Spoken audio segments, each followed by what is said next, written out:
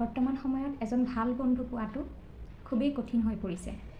বন্ধু আমাৰ বহুত আছে, কিন্তু কয় ন বিপদৰ বন্ধুৱেহে আচল বন্ধু। কিন্তু বিপদটো বাদেই দিয়ক, ভাল সময়তে এজন ভাল বন্ধু পোৱাটো আজিৰ সময়ত বহুত কঠিন।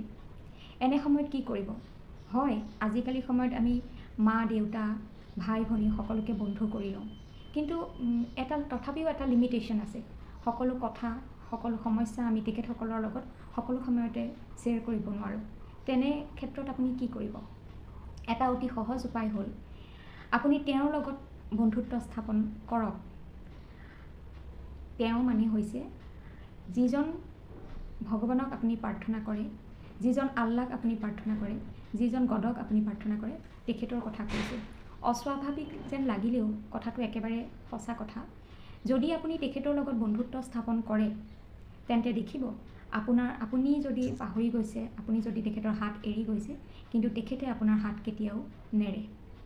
এনে ক্ষেত্ৰত কেনেকৈ বন্ধুত্ব স্থাপন কৰিব?